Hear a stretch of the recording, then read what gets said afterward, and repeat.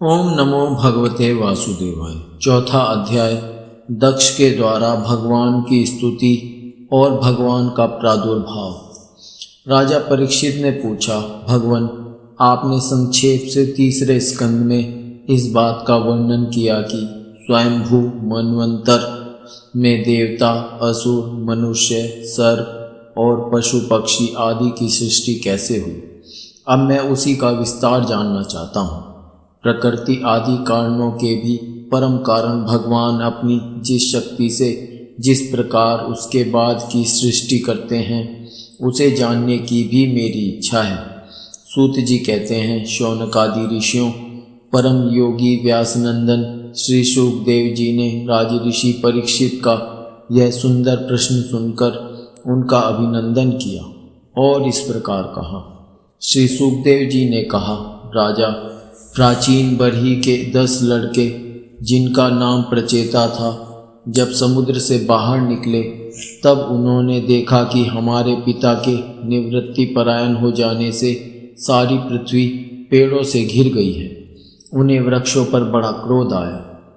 उनके तपोबल ने तो मानो क्रोध की आग में आहुति ही डाल दी। बस उन्होंने वृक्षों को जला डालने के लिए अपने मुख से वायु और अग्नि की सृष्टि की। परीक्षित, जब प्रचेताओं की छोड़ी हुई अग्नि और वायु उन वृक्षों को जलाने लगी तब वृक्षों के राजाधिराज चंद्रमा ने उनका क्रोध शांत करते हुए इस प्रकार कहा, महाभाग्यवान प्रचेताओं, ये वृक्ष बड़े दीन हैं। आप लोग इनसे द्रोह मत कीजिए, क्योंकि आप तो प्रजा की अभिवृद्धि करना चाहते हैं और सभी जानते हैं कि आप प्रजापति हैं। महात्मा प्रचेताओं, प्रजापतियों के अधिपति अविनाशी भगवान श्री हरि ने संपूर्ण वनस्पतियों और औषधियों को प्रजा के हितार्थ उनके खान पान के लिए बनाया है। संसार में पंखों से उड़ने वाले चर प्राणियों के भोजन फल पुष्प आदि अचर पदार्थ हैं। पैर से चलने वालों के घास तृण आदि बिना पैर वाले पदार्थ भोजन हैं। हाथ वालों के वृक्ष लता आदि बिना हाथ वाले और 2 पैर वाले मनुष्य आदि के लिए धान गेहूँ आदि अन्न भोजन है। 4 पैर वाले बैल, ऊंट आदि खेती प्रवृत्ति के द्वारा अन्न की उत्पत्ति में सहायक हैं। निष्पाप प्रचेताओं, आपके पिता और देवादिदेव भगवान ने आप लोगों को यह आदेश दिया है कि प्रजा की सृष्टि करो। ऐसी स्थिति में आप वृक्षों को जला डालें, यह कैसी उचित हो सकता है। आप लोग अपना क्रोध शांत करें और अपने पिता, पितामह, प्रपितामह आदि के द्वारा सेवित सत्पुरुषों के मार्ग का अनुसरण करें। जैसे माँ बाप बालकों की पलकें, नेत्रों की, पति पत्नी की, गृहस्थ भिक्षुओं की और ज्ञानी अज्ञानियों की रक्षा करते हैं और उनका हित चाहते हैं, वैसे ही प्रजा की रक्षा और हित का उत्तरदायी राजा होता है। प्रचेताओं, समस्त प्राणियों के हृदय में सर्वशक्तिमान भगवान आत्मा के रूप में विराजमान है। इसलिए आप लोग सभी को भगवान का निवास स्थान समझें। यदि आप ऐसा करेंगे तो भगवान को प्रसन्न कर लेंगे। जो पुरुष हृदय के उबलते हुए भयंकर क्रोध को आत्मविचार के द्वारा शरीर में ही शांत कर लेता है, बाहर नहीं निकलने देता, वह कालक्रम से तीनों गुणों पर विजय प्राप्त कर लेता है। प्रचेताओं, इन दीनहीन वृक्षों को और न जलाइए।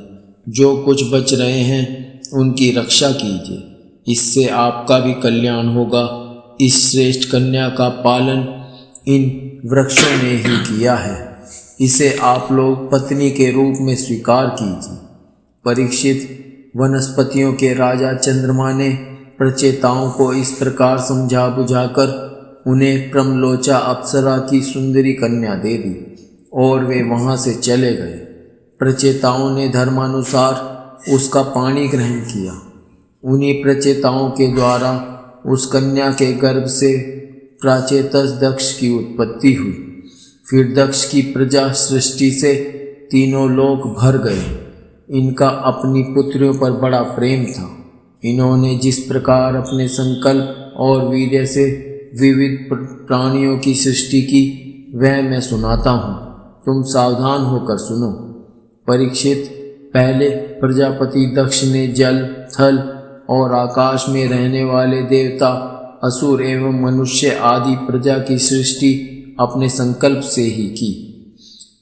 जब उन्होंने देखा कि वह सृष्टि बढ़ नहीं रही है, तब उन्होंने विंध्याचल के निकटवर्ती पर्वतों पर जाकर बड़ी घोर तपस्या की। वहाँ एक अत्यंत श्रेष्ठ तीर्थ है, उसका नाम है अघमर्षण। वह सारे पापों को धो बहाता है।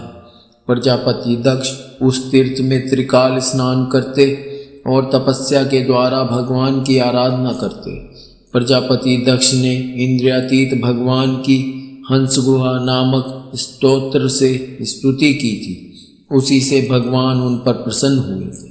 मैं तुम्हें वह स्तुति सुनाता हूँ। दक्ष प्रजापति ने इस प्रकार स्तुति की। भगवान, आपकी अनुभूति, आपकी चित्त शक्ति अमोघ है। आप जीव और प्रकृति से परे उनके नियंता और उन्हें सत्ता स्फूर्ति देने वाले हैं। जिन जीवों ने त्रिगुणमयी सृष्टि को ही वास्तविक सत्य समझ रखा है, वे आपके स्वरूप का साक्षात्कार नहीं कर सके हैं, क्योंकि आप तक किसी भी प्रमाण की पहुंच नहीं है। आपकी कोई अवधि, कोई सीमा नहीं। आप स्वयं प्रकाश और परात्पर हैं। मैं आपको नमस्कार करता हूँ। यूँ तो जीव और ईश्वर एक दूसरे के सखा हैं तथा इसी शरीर में इकट्ठे ही निवास करते हैं, परंतु जीव सर्वशक्तिमान आपके सख्य भाव को नहीं जानता। ठीक वैसे ही जैसे रूप, रस, गंध आदि विषय अपने प्रकाशित करने वाली नेत्र, घ्राण आदि इंद्रिय वृत्तियों को नहीं जानते, क्योंकि आप जीव और जगत के दृष्टा हैं, दृश्य नहीं। महेश्वर, मैं आपके श्री चरणों में नमस्कार करता हूँ। देह, प्राण, इंद्रिय, अंतःकरण की वृत्तियाँ, पंच महाभूत और उनकी तन्मात्राएं, ये सब जड़ होने के कारण अपने को और अपने से अतिरिक्त को भी नहीं जानते, परंतु जीव इन सबको और इनके कारण सत्व, रज और तम इन तीन गुणों को भी जानता है, परंतु वह भी दृश्य अथवा ज्ञेय रूप से आपको नहीं जान सकता, क्योंकि आप ही सबके ज्ञाता और अनंत हैं। इसलिए प्रभु, मैं तो केवल आपकी स्तुति करता हूँ। जब समाधि काल में प्रमाण, विकल्प और विपर्य रूप विविध ज्ञान और स्मरण शक्ति का लोप हो जाने से इस नाम रूपात्मक जगत का निरूपण करने वाला मन उपरत हो जाता है, उस समय बिना मन के भी केवल सच्चिदानंदमयी अपनी स्वरूप स्थिति के द्वारा आप प्रकाशित होते रहते हैं। प्रभु, आप शुद्ध हैं और शुद्ध हृदय मंदिर ही आपका निवास स्थान है। आपको मेरा नमस्कार है। जैसे याज्ञिक लोग काष्ठ में छिपे हुए अग्नि को सामीधेनी नाम के 15 मंत्रों के द्वारा प्रकट करते हैं, वैसे ही ज्ञानी पुरुष अपनी 27 शक्तियों के भीतर गूढ़ भाव से छिपे हुए आपको अपनी शुद्ध बुद्धि के द्वारा हृदय में ही ढूंढ निकालते हैं। जगत में जितनी भिन्नताएं देख पड़ती हैं, वे सब माया की ही हैं। माया का निषेध कर देने पर केवल परम सुख के साक्षात्कार स्वरूप आप ही अवशेष रहते हैं, परंतु जब विचार करने लगते हैं तब आपके स्वरूप में माया की उपलब्धि निर्वचन नहीं हो सकता, अर्थात माया भी आप ही हैं। अतः सारे नाम और सारे रूप आपके ही हैं। प्रभु, आप मुझ पर प्रसन्न होइए, मुझे आत्म प्रसाद से पूर्ण कर दीजिए। प्रभु, जो कुछ वाणी से कहा जाता है अथवा जो कुछ मन, बुद्धि और इंद्रियों से ग्रहण किया जाता है, वह आपका स्वरूप नहीं है, क्योंकि वह तो गुण रूप है और आप गुणों की उत्पत्ति और प्रलय के अधिष्ठान हैं। आप में केवल उनकी प्रतीति मात्र है। भगवान, आप में ही यह सारा जगत स्थित है, आपसे ही निकला है और आपने और किसी के सहारे नहीं अपने आप से ही इसका निर्माण किया है। यह आपका ही है और आपके लिए ही है। इसके रूप में बनने वाले भी आप हैं और बनाने वाले भी आप ही हैं। बनने बनाने की विधि भी आप ही हैं। आप ही सबसे काम लेने वाले भी हैं।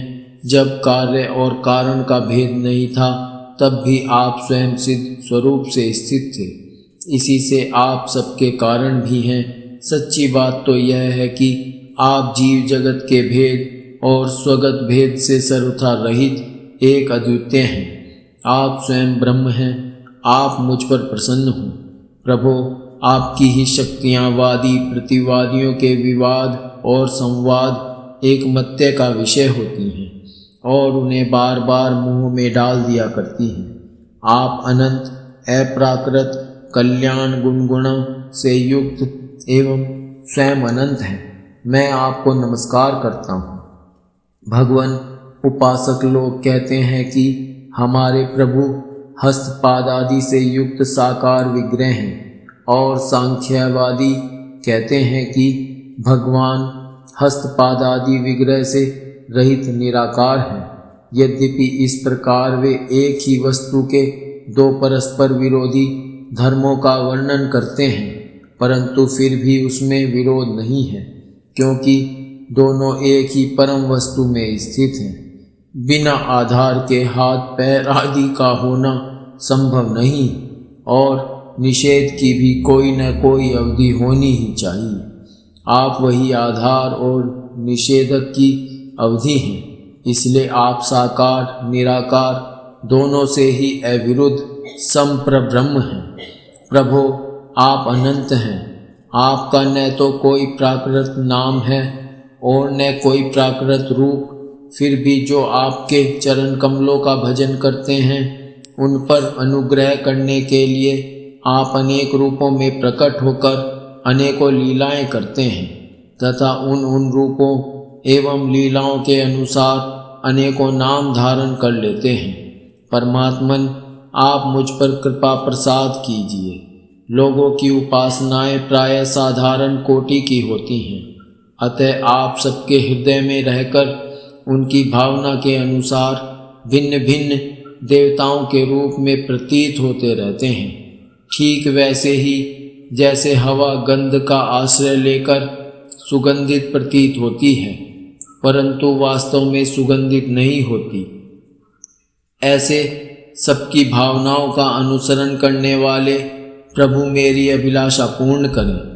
श्री सुखदेव जी कहते हैं, परीक्षित, विंध्याचल के अघमर्षण तीर्थ में जब प्रजापति दक्ष ने इस प्रकार स्तुति की तब भगवत वत्सल भगवान उनके सामने प्रकट हुए। उस समय भगवान गरुड़ के कंधों पर चरण रखे हुए थे।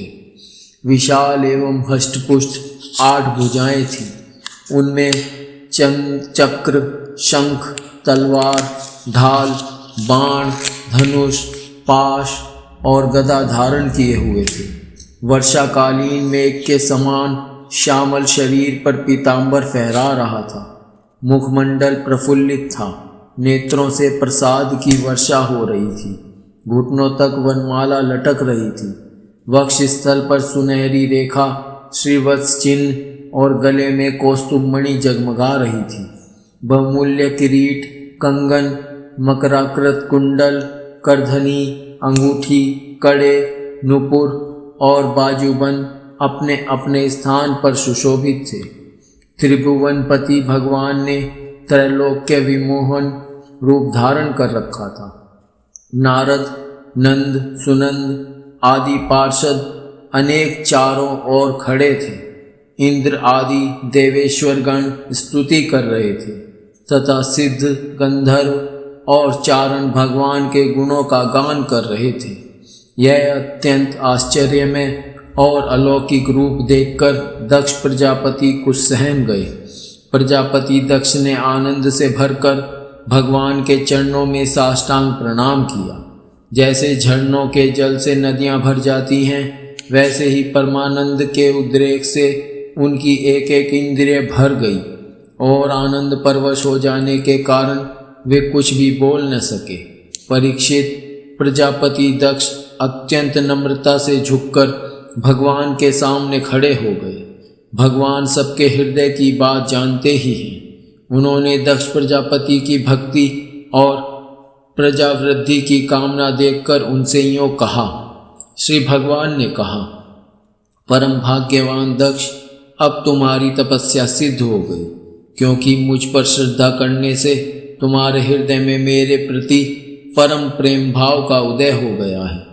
प्रजापते, तुमने इस विश्व की वृद्धि के लिए तपस्या की है, इसलिए मैं तुम पर प्रसन्न हूँ, क्योंकि यह मेरी ही इच्छा है कि जगत के समस्त प्राणी अभिवृद्ध और समृद्ध हों। ब्रह्मा, शंकर, तुम्हारे जैसे प्रजापति, स्वयंभू आदि मनु तथा इंद्रादि देवेश्वर, ये सब मेरी विभूतियाँ हैं और सभी प्राणियों की अभिवृद्धि करने वाले हैं। ब्राह्मण, तपस्या मेरा हृदय है, विद्या शरीर है, कर्म आकृति है, यज्ञ अंग है, धर्म मन है और देवता प्राण है। जब यह सृष्टि नहीं थी तब केवल मैं ही था, और वह भी निष्क्रिय रूप में। बाहर भीतर कहीं भी और कुछ न था, न तो कोई दृष्टा था और न दृश्य। मैं केवल ज्ञान स्वरूप और अव्यक्त था। ऐसा समझ लो मानो सब और सुषुप्ति ही सुषुप्ति छा रही हो। प्रिय दक्ष, मैं अनंत गुणों का आधार एवं स्वयं अनंत हूँ। जब गुणमयी माया के क्षोभ से यह ब्रह्मांड शरीर प्रकट हुआ, तब इसमें अयोनिज आदि पुरुष ब्रह्मा उत्पन्न हुए। जब मैंने उनमें शक्ति और चेतना का संचार किया, तब देव शिरोमणि ब्रह्मा सृष्टि करने के लिए उद्यत हुए, परंतु उन्होंने अपने को सृष्टि कार्य में असमर्थ सा पाया। उस समय मैंने उन्हें आज्ञा दी कि तप करो। तब उन्होंने घोर तपस्या की और उस तपस्या के प्रभाव से पहले पहल तुम 9 प्रजापतियों की सृष्टि की। प्रिय दक्ष, देखो, यह पंचजन प्रजापति की कन्या असिकनी है।